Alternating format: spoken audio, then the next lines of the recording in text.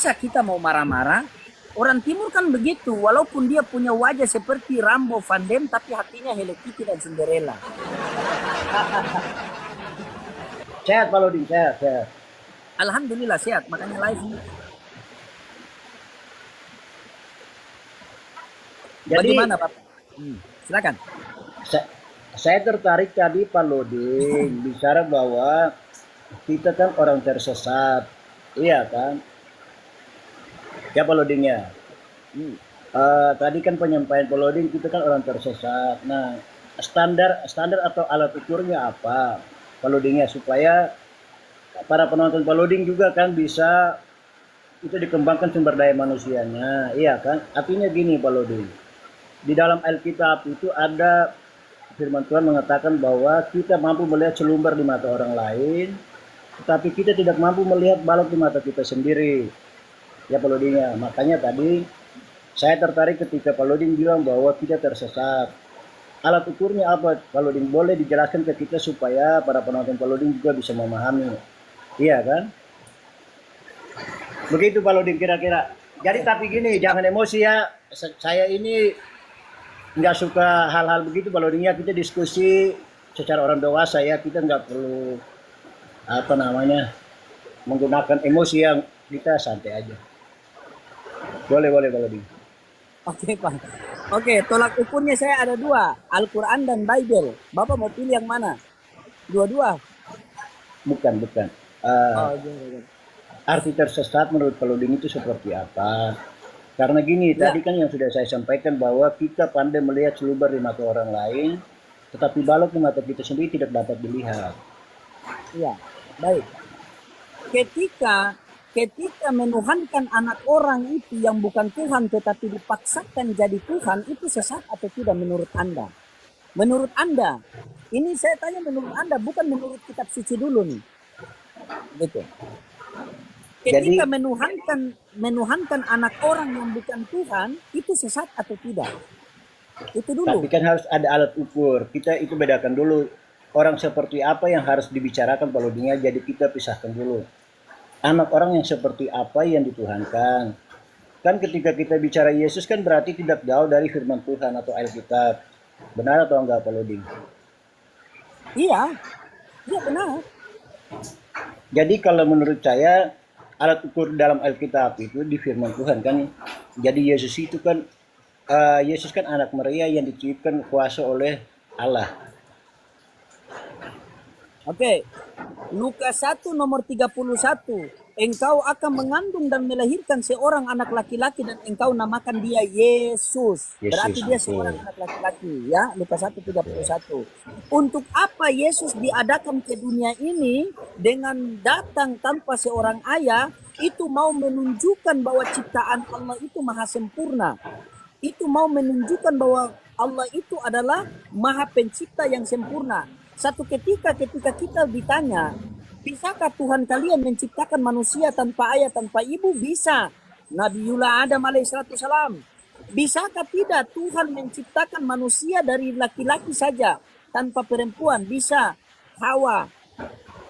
Bisa tidak? Tuhanmu menciptakan manusia dari ibu saja, tidak ada bapa. Bisa. Yesus. Bisa tidak? Tuhan menciptakan manusia dengan ayah dengan ibu? Bisa. Nabiullah Muhammad Rasulullah Sallallahu Alaihi Wasallam. Berarti empat ini menunjukkan bahwa Allah itu maha sempurna. Tuhan bisa menciptakan manusia tanpa ayah tanpa ibu. Tuhan mampu menciptakan manusia dari laki-laki saja. Tuhan mampu menciptakan manusia dari perempuan saja. Tuhan mampu menciptakan manusia dari laki-laki dengan perempuan. Dialah Tuhan yang pencipta langit dan bumi tanpa tiang. Nah, ketika kalian melihat bahwa Yesus datang ke dunia tanpa ayah, maka dia adalah Tuhan. Bagaimana Nabi Adam alaihissalam tidak ada ayah, tidak ada ibu? Ini Bagaimana bisa? pertanyaan, ini pertanyaan atau Pak Ustadz lagi ceramah nih? Silakan kalau Anda mau tanggapi, tanggapi dulu. Jadi kalau itu beda cerita.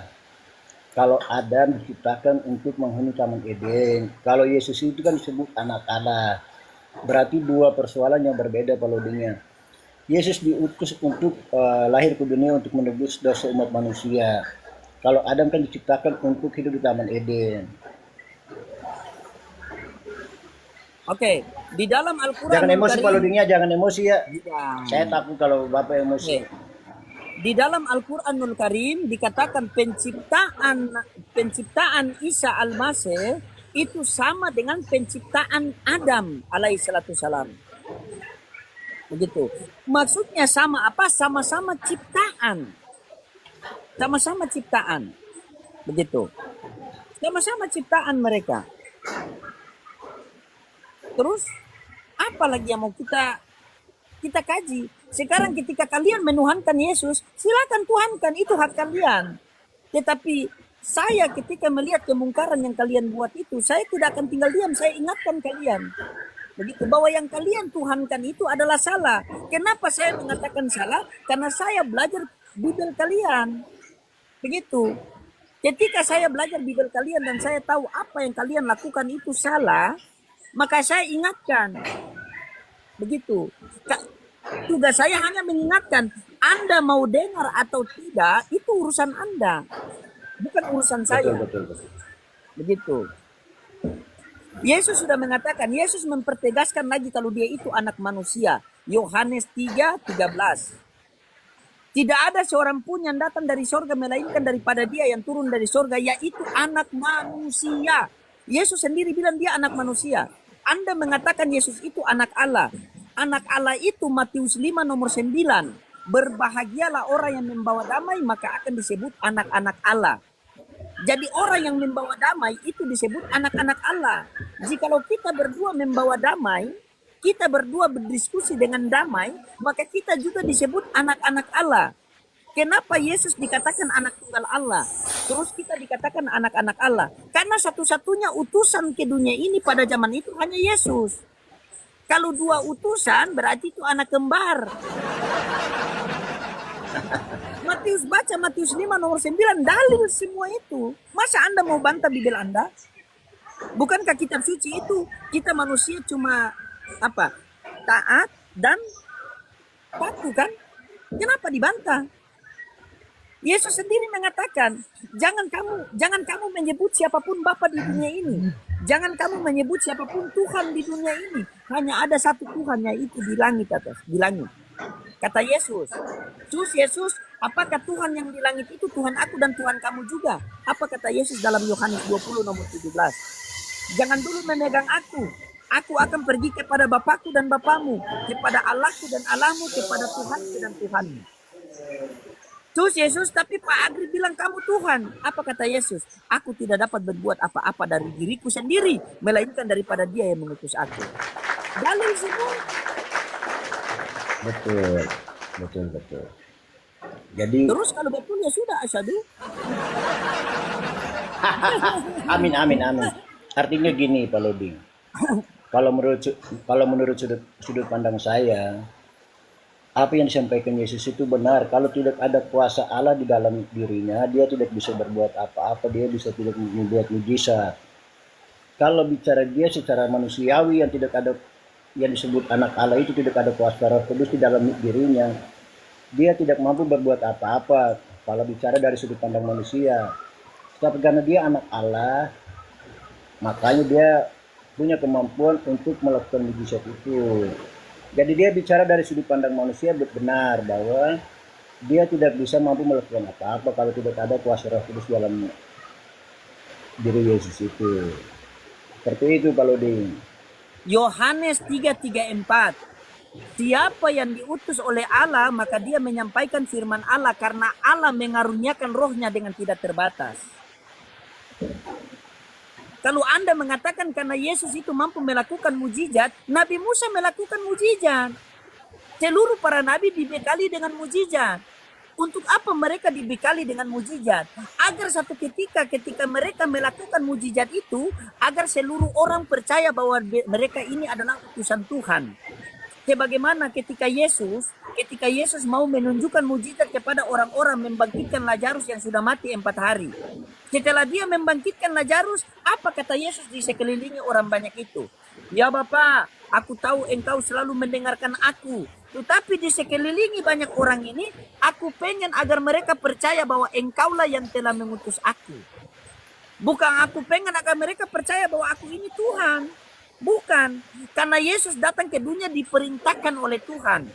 Yohanes 12:49 sampai 50. Aku berkata-kata bukan dari diriku sendiri, melainkan daripada Dia yang mengutus aku. Dan aku tahu perkataannya itu adalah benar, karena aku diperintahkan olehnya.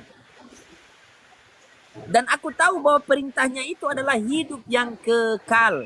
Berarti ayat ini sudah tahu Yesus diperintahkan oleh Bapa untuk mengajarkan kepada Bani Israel bahwa jikalau kamu masuk ke dalam hidup yang kekal, maka kamu harus menuruti perkataan Allah. Ini loh, ini loh, ini loh, ini loh.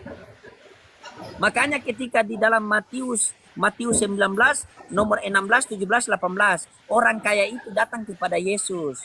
Guru, perbuatan baik apa yang harus aku perbuat agar aku memperoleh hidup yang kekal?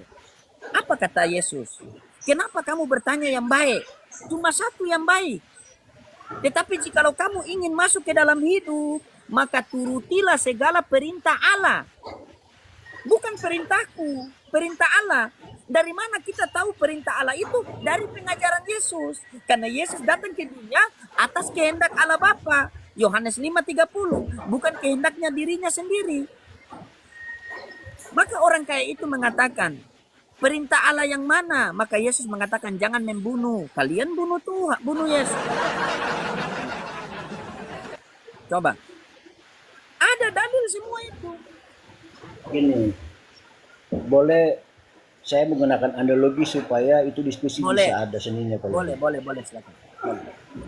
jadi gini, kira-kira kalau di kampung Paloding sebagai kepala desa, nah terus Paloding juga punya anak tunggal, iya kan? Nah, suatu ketika Paloding sama Sekdes diundang oleh desa orang kampung untuk menghadiri acara, iya kan? Sekdes ada, tetapi Pak Kades karena berhalangan diutuslah anaknya untuk menggantikan posisi bapaknya. Kira-kira anaknya Palode yang hadir di acara itu, dia punya kuasa nggak, bisa melebihi Kades nggak? Menurut sudut pandang Paloding. Tidak. Hmm? Tidak melebihi Kades. Maksudnya Bukan. bagaimana? Coba Paloding, analogi ulang baik-baik. jadi gini, Analogi baik-baik. Paloding di kampung halaman Paloding ini kan seorang kepala desa. Lalu ada Sekdes Paloding juga ya, karena kan kepala desa kan pasti ada strukturnya ya. Nah, suatu ketika orang kampung mengundang Pak Kades dan Pak Sekdes untuk menghadiri suatu acara. Ya. Nah, pada saat hari hanya Paloding tidak sempat hadir, mungkin berhalangan hal-hal yang tidak inilah. Nah, lalu Paloding mengutuskan anak Paloding untuk mewakili Paloding untuk menghadiri acara itu. Kira-kira anak Paloding itu diberikan kuasa nggak untuk berbicara, dia bisa dia menggantikan posisi Paloding? Iya, kalau Dia lebih berbicara tinggi bisa. mana? Dia lebih Berbicara tinggi bisa. mana? Penyampaian anak Paloding atau Pak Sekdes? Penyampaian anak saya karena utusan saya. Sama seperti Yesus, walaupun ada nabi-nabi lain, tapi dia kan anak Allah. Menurut orang Pak, Kristen. anak Ntar dulu, Allah Paloding. itu bukan Boleh berarti dulu. sabar. Anak Allah itu bukan berarti Allah punya anak. Anda pahami bagaimana? Matius 5 nomor 9, berbahagialah orang yang membawa damai, maka disebut anak-anak Allah. Maka Salomo disebut anak Allah. Israel disebut anak Allah. Yesus disebut anak Allah. Kita saja bisa disebut anak Allah. Karena makna daripada anak Allah itu orang yang membawa damai. Siapa saja yang membawa damai, maka disebut anak-anak Allah. Begitu. Kutanya sama Anda, saya kasih satu analogi Pak ya. Saya kasih satu analogi. Oke, saya kasih satu analogi sama Anda. Tapi Sabar, diskusi satu santai analogi. saja, jangan emosi, jangan bawa Loh, kita siapa deh. yang emosi? Bercanda Paloding, biar jangan serius sekali Paloding. Oke.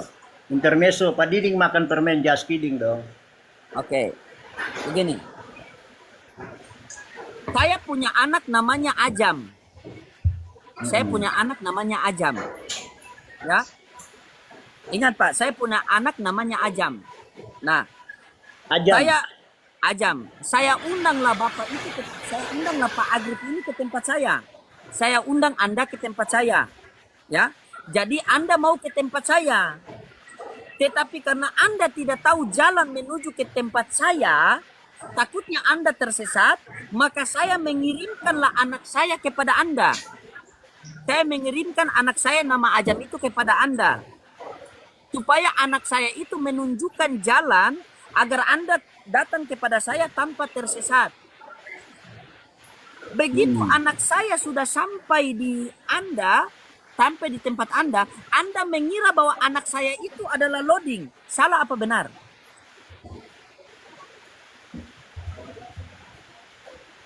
Salah Kenapa apa tadi? benar? Ketika anak saya sudah sampai di tempat Anda mengira bahwa anak saya yang nama Ajam itu adalah loading. Itu salah apa benar? Kalau sebelumnya tidak ada komunikasi, pasti saya tahu bahwa itu Pak Loding. Kalau Saya belum ada sudah komunikasi komunikasi. lebih awal. Saya sudah komunikasi. Anak saya sendiri yang bilang. Bahwa saya ini bukan loading, tetapi saya diutus oleh loading. Tapi Anda dengan susah payah mengatakan, oh tidak, kamu loading. Salah apa benar? Kalau sudah ada komunikasi berarti harus saya yakin bahwa itu anaknya Pak Loding. Kecuali tidak ada komunikasi berarti saya ragu bahwa itu bukan anaknya. Iya, anak saya datang menunjukkan jalan untuk datang kepada saya. Begitu anak saya tiba di tempat Anda mengira bahwa anak saya itu adalah loading. Salah apa benar? Iya gini. Boleh gini Pak Loding. Makanya tadi kan saya Semua sampaikan. Iya, Memang bukan. kalau jujur sakit Pak, kalau jujur sakit. Bukan. Anak saya sudah begini. Anak saya sudah bilang sama Anda, saya bukan loading. Loading itu bapak saya. Saya datang ke sini diutus oleh bapak saya, yaitu loading. Buktinya mana? Ini saya tunjukkan bukti ini. Ini saya diutus oleh loading. Ini saya diutus oleh bapak saya. Saya diutus oleh bapak saya. Tetapi Anda memaksakan bahwa anak saya itu adalah saya. Salah apa benar? Ya saya percaya karena kan dia sudah sampaikan bahwa anaknya Pak Loding. Iya, berarti Nggak salah mungkin saya apa? tolak. Iya, dengar dulu. Benar, iya kan saya benar, tanyakan karena- begini, Pak. Yang saya tanyakan begini. Anda mengira bahwa anak saya itu adalah saya. Salah apa benar? Itu pertanyaan saya. Ditanya minyak kelapa, bukan Anda jawab minyak rem. Gini, makanya saya mengikuti gaya bicara Pak Loding dari tadi. Kan Pak Loding menyampaikan bahwa Pak Loding menyuruh anaknya untuk bertemu dengan saya. Pada saat bertemu, menyampaikan ke saya bahwa saya ini bukan Loding tapi saya anaknya. Saya percaya, tetapi kalau tidak menyampaikan begitu berarti saya percaya bahwa ini bukan anak Pak Loding, ini Pak Loding, tapi dia sudah bicara. Oke. Ya, Nah, dengar dulu. Yang pertanyaan Ya, saya ya. begini, Pak. Ketika anak saya tiba di tempat Anda dan Anda mengira bahwa anak saya itu adalah loading, padahal anak saya sudah sampaikan bahwa Pak Agrip, saya bukan loading itu bapak saya. Saya ini hanya diutus oleh bapak saya dengan bukti-bukti ini nih, ini bukti ini. Tetapi Anda bersikeras percaya bahwa anak saya itu adalah loading. Salah apa benar? Kalau saya ketika dia sudah menyampaikan bahwa anaknya Pak Loding, pasti saya percaya bahwa itu anaknya Pak Loding. Bukan, ini saya tanya kalau Iya, Anda saya tidak percaya. dengar dulu. Saya percaya. Aduh, bagaimana Anda ini? Kalau saya tanya sama Anda, ketika anak saya sudah buktikan bahwa dia bukan saya, tetapi Anda bersikeras, Anda pokoknya paksa bahwa kamu adalah loading. Salah apa benar? Itu yang saya tanya. Ketika dia menyampaikan berarti saya harus bilang benar karena dia menyampaikan bahwa anaknya Pak Loding. Tapi Anda mengira bahwa anak saya itu adalah loading, adalah saya. Salah apa benar itu? Untuk apa saya mengira Pak Loding? Kan dia sudah menyampaikan saya ini kan anak Pak Loding. Turun. Iya. Tidak ada ilmu kau, turun. Kita semua mau pergi kepada Tuhan, tetapi Tuhan tidak kelihatan. Tuhan tidak bisa terhampiri, tidak bisa kelihatan. 1 Timotius 6 nomor 16. Dialah satu-satunya yang tidak takluk kepada maut, bersemayam di dalam terang yang tak terhampiri. Tidak ada seorang pun yang dapat melihat dia, dan manusia pun tidak bisa melihat dia. Bagaimana cara kita sampai kepada Tuhan yang tidak terlihat? Agar Tuhan tidak mau kita tersesat, maka Tuhan mengutus utusannya datang ke dunia. Supaya utusan Tuhan itu menunjukkan kepada kita cara bagaimana supaya kita sampai kepada Tuhan. Tetapi ketika utusan Tuhan itu sudah datang kepada kita, kita mengira bahwa utusan Tuhan itu adalah Tuhan. Padahal utusan Tuhan itu sudah mengatakan, aku tidak dapat berbuat apa-apa dari diriku sendiri. Tetapi Bapa yang mengutus aku, dialah yang bersaksi tentang aku. Kamu tidak pernah mendengar suaranya, rupanya pun kau tidak pernah melihat.